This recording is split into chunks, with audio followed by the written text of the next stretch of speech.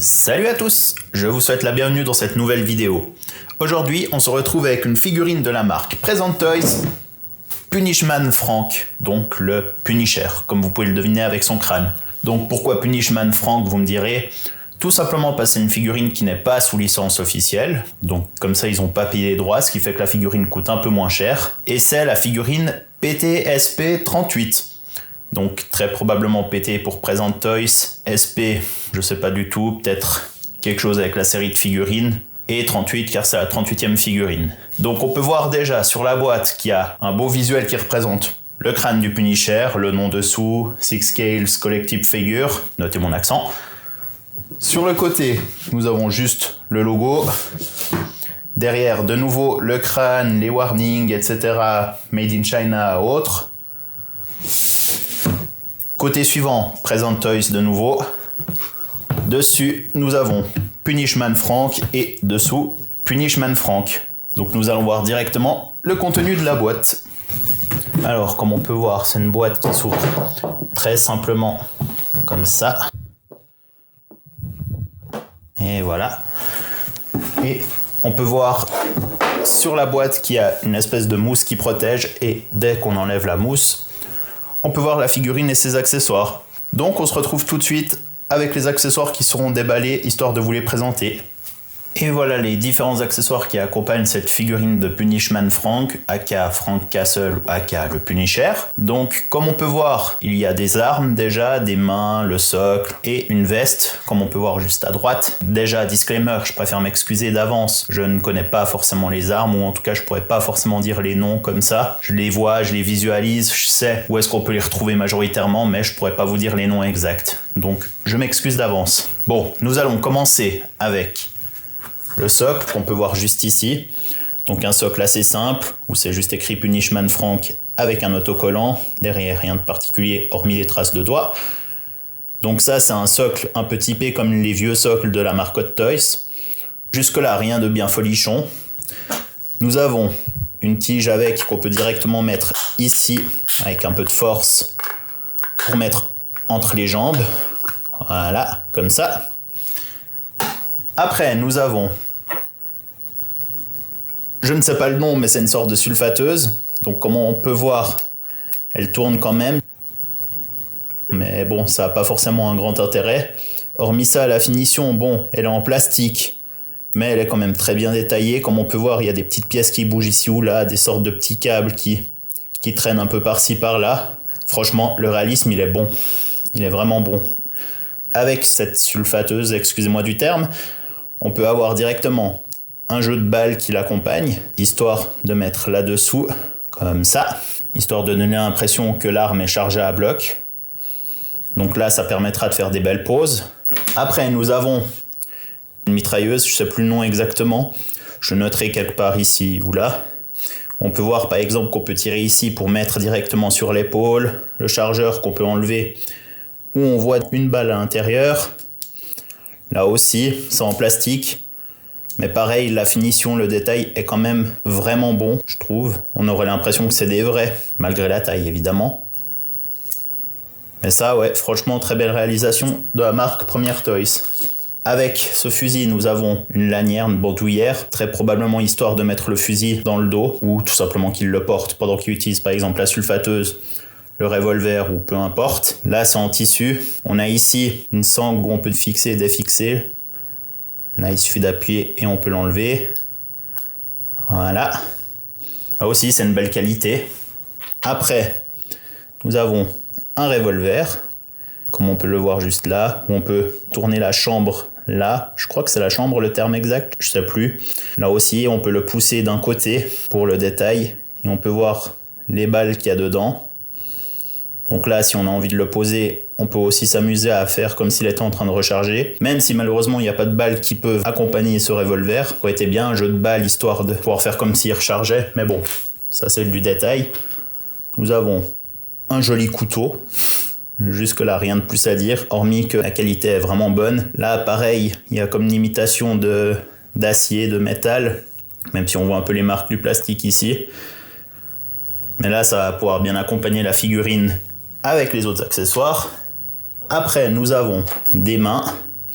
Donc les mains droites, comme on peut voir juste ici. Le détail est quand même assez bon, même si bon, on voit que c'est un peu plastique quand même à des endroits. Genre là, la texture de la peau, c'est pas le plus réaliste, mais on voit quand même les veines ici ou là. Moi, je trouve que ça fait le travail en tout cas.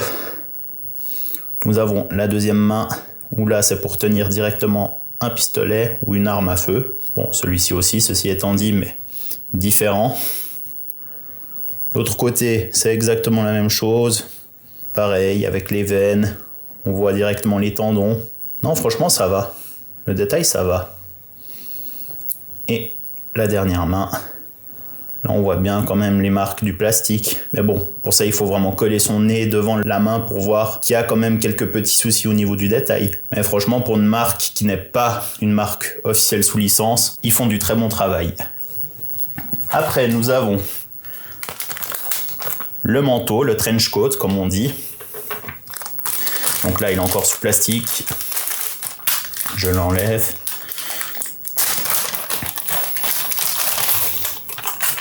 Et voilà. Donc là, on voit que c'est une imitation du cuir. Je pense que ça doit être du simili. À voir comment ça va tenir sur le long terme. Parce que généralement, ces matières, elles n'aiment pas trop l'humidité, par exemple. L'intérieur en tissu, c'est bien fait, c'est simple, ça fait le travail. Je suis curieux de voir ce que ça va donner avec la figurine directement. Et d'ailleurs, à propos de figurine, nous allons la voir tout de suite. Et voilà la figurine du Punisher qui est en train de tourner sans accessoires, sans rien, juste histoire de déjà montrer la réalisation de Premiere Toys. Donc déjà, que dire que c'est le Punisher qui est tiré de la série Daredevil ou de la série du même nom qui a été produite par Netflix à l'époque. Qu'est-ce que vous avez pensé de la série Netflix, Daredevil ou même celle du Punisher? Est-ce que vous les avez vues? Est-ce que vous avez apprécié? Personnellement, pour ma part, je les ai vraiment appréciés. Vous voyez assez bien la qualité de l'écriture et des personnages qui étaient vraiment bien respectés, notamment le Punisher, d'où la raison pour laquelle j'ai cette figurine. Et sinon, pour parler de la figurine en elle-même, cette figurine avait déjà été sortie à l'époque par Hot Toys, mais actuellement, pour être tout à fait honnête, les prix sont tellement élevé dans les marchés secondaires que ça vaut quasiment pas la peine de l'acheter, surtout que je dis ça, je dis rien, mais peut-être que vous n'êtes pas sans savoir que le personnage du Punisher fera son retour dans la série Daredevil Born Again produite par Disney+. Donc il est très probable que Hot Toys sorte une figurine du Punisher à l'avenir de nouveau. Bon, parlons de la figurine maintenant. Donc on peut déjà voir que pour une figurine d'une marque tierce qui est donc une figurine pas sous licence aussi. Franchement, la réalisation est plutôt bonne, que ce soit au niveau du gilet pare-balles comme on peut voir, le t-shirt juste dessous, les pantalons ou même les bottes. De plus, il faut quand même dire que cette figurine a des têtes d'assez bonne qualité, mais que c'est des copies de la marque Hot Toys, si je dis pas de bêtises, en tout cas pour une. L'autre, c'est une variante qui est proposée avec, je vous montrerai plus tard. Mais on va regarder tout ça en détail. Donc on commence comme d'habitude avec les bottes, les chaussures. Donc là, on voit que la réalisation est plutôt bonne, même si bon, les lacets, ça aurait été plus joli si c'était des lacets réels, mais bon, ça, je le fais tout le temps comme reproche, puis c'est que du détail. Un autre point qui serait aussi dommage, c'est qu'on peut pas bouger au niveau des chevilles, donc ça réduit quand même beaucoup la liberté de mouvement du personnage. Mais hormis ça, la qualité est vraiment bonne. Dessous aussi, on voit quand même le détail qui est vraiment excellent. Franchement, c'est du très très bon travail ce qu'ils ont fait. Ensuite, le pantalon. Donc je le remets devant là. Comme on peut voir, pantalon cargo avec des poches, bon, qu'on peut pas ouvrir certes, mais là aussi, tissu d'assez bonne qualité, les poches ont aussi été reproduites. Un détail, mais qui fait quand même beaucoup la différence. Au niveau du gilet pare-balles, là aussi, c'est en tissu. Donc là, c'est quand même assez bien fait, l'effet du crâne dessus. On sent que le revêtement de la peinture est quand même différent de celle du gilet pare-balles en lui-même. Le sang aussi est vraiment bien fait, je trouve.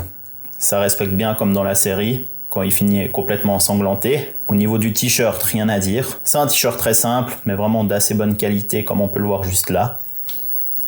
Et maintenant, on va passer au niveau des bras.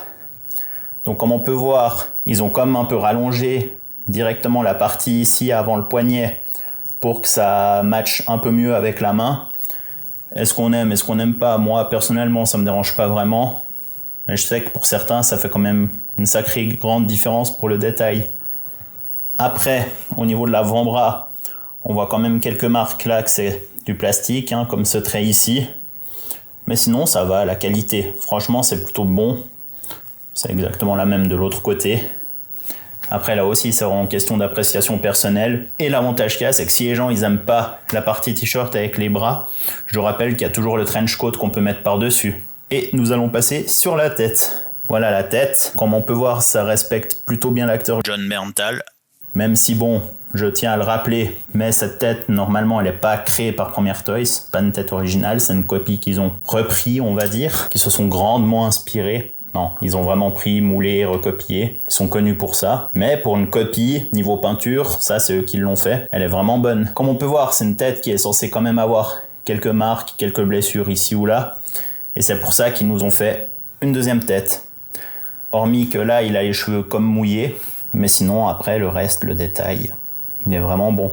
Et là, je suis pas sûr à 100%, j'ai pas envie de dire de bêtises. Il me semble que c'est Premiere Toys qui a fait cette tête. Je pourrais pas vous le garantir à 100% par contre, mais il me semble qu'ils sont assez friands de faire des têtes originales en plus de têtes qui volent, histoire de montrer un peu ce que eux ils savent faire. Mais dans tous les cas, niveau peinture, c'est quand même une assez belle réalisation, surtout pour le prix qu'elle a coûté. Par rapport au marché secondaire où on peut trouver la figurine de Hot Toys, c'est vraiment une très belle alternative pour ceux qui n'ont pas envie de claquer, je sais pas moi, 700, 800 balles dans une figurine qui est quand même déjà assez vieille et qui risque d'avoir un remake très bientôt. Maintenant que nous avons fait le tour, nous allons voir la mobilité de la figurine. Au niveau de la cheville, comme je l'ai dit juste avant, on ne peut pas beaucoup bouger à cause de la botte, du haut ici, ça bloque un peu. Au niveau du genou, on peut plier quasiment totalement, donc là c'est bien pour faire quelques pauses, par exemple s'il est en train d'attaquer quelqu'un en sautant. Même si bon, c'est pas forcément le style du Punisher de sauter pour attaquer. Au niveau de la cuisse, on peut quand même bien lever. Donc là, on peut quand même le poser par exemple sur une espèce de roche ou comme ça, ou sur une boîte, si par exemple vous en avez une à disposition. Au niveau des bras, on peut quand même plier le coude à 90 degrés. Donc on sent quand même qu'il y a des crans, donc c'est bien comme ça permet de faire tenir la figurine au cas où il porterait une arme, même si bon, elles sont pas spécialement lourdes les armes. Au niveau du ventre, on peut bouger un petit peu, mais vraiment pas des masses, donc on va pas pouvoir faire grand chose avec. Au niveau des poignets, c'est un peu comme Hot Toys, hein. En haut, en bas, on peut tourner complètement. Et au niveau des bras, on peut quand même monter jusqu'à 90 degrés, même encore plus s'il le faut. Donc pour ça, c'est bien, on peut faire beaucoup de positions, les épaules bougent quand même un peu d'avant, arrière. Le seul truc qui n'est pas très rassurant, on pourrait dire, en regardant les bras comme ça, c'est le bruit, le grincement que ça fait quand on le bouge. Ça montre quand même que la figurine n'est peut-être pas forcément de la plus haute qualité qui soit. À voir ce que ça donne sur le long terme avec les poses. Et au niveau de la tête, gauche, droite, en haut, en bas, un petit peu moins, mais surtout gauche-droite. Et franchement, avec le personnage du Punisher, c'est ce qu'il nous faut. Nous allons voir la figurine avec quelques poses maintenant. Et voilà une première position avec le Punisher présenté comme à la fin de la saison 1, avec la sulfateuse en train de massacrer ses différents ennemis. Donc là, une position quand même assez cool à mettre, avec le trench coat, comme ça vous voyez aussi à quoi ça ressemble. Donc je tiens quand même à dire honnêtement que j'ai un peu galéré à mettre cette ceinture de balle. C'est quand même assez difficile avec le plastique. Après, il faut un peu le chauffer, le bouger, comme ça après il est un peu plus malléable et ça permet de mieux poser par exemple la ceinture au niveau des pieds. Mais c'est quand même c'est faisable et je trouve que c'est vraiment une position assez stylée pour le coup. Ce que j'ai pas pensé à vous dire avant avec le trench coat, c'est aussi qu'il est câblé en bas, ce qui permet de faire des positions un peu plus dynamiques en faisant tenir le manteau comme on peut voir juste sur la pose ici. Et on va faire une autre pose. Et voilà une autre pose qu'on peut faire avec le Punisher, avec son fusil d'assaut directement en train d'attaquer de nouveau des criminels, des ennemis qu'il doit éliminer. Et là aussi, c'est une pose assez cool qu'on peut laisser sur le long terme. Pourquoi ? Parce qu'il n'a pas de problème avec la tenue qui pourrait se froisser ou qui pourrait s'abîmer avec le temps. Là, ça reste quelque chose qui bouge pas. Franchement, c'est une position que j'aime bien. Assez simple, assez sommaire, mais il manquerait juste un Daredevil à côté qu'on peut faire en sorte que le Punisher est en train de le viser, par exemple. Et on se retrouve pour une autre pose. Et voilà une nouvelle position que j'affectionne tout particulièrement. Pourquoi ? Parce qu'elle est très simple déjà à mettre en place, elle est très simple à poser en vitrine ou comme ça, il n'y a pas besoin de grand chose. Et c'est une position qui marche bien, je trouve. On voit que le Punisher, il est droit, stoïque, menaçant, prêt à faire ce qu'il doit faire. Il a un poignard au cas où ça marcherait pas avec le revolver pour une raison X ou Y. Et en plus, ce qui est cool avec cette position, c'est que elle va pas poser de dégâts potentiels à la tenue, étant donné qu'il n'y a pas de raison en fait. Le t-shirt, il est bien fait, il est d'une bonne matière. Le reste est très simple, ça fait presque une pose, comme on dit, muséum, c'est-à-dire une pose où il est juste droit, où il fait rien, comme quand je vous présente les figurines au tout début. Et je pense qu'on a fait le tour des positions, et on se retrouve tout de suite pour la conclusion.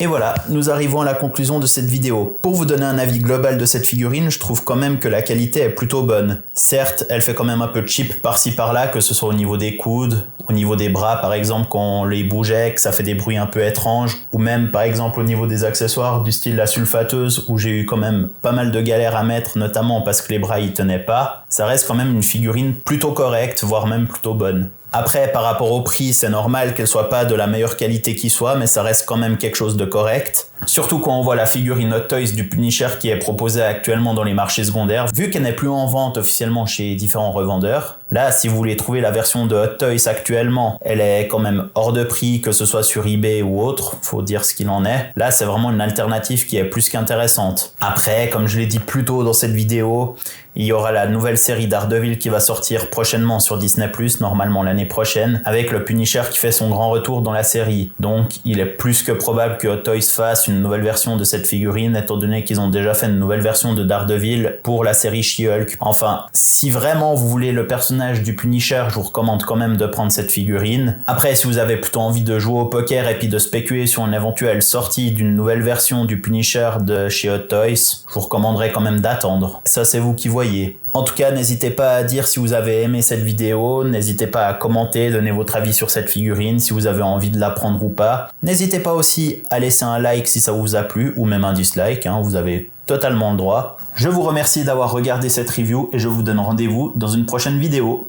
Allez, ciao ciao!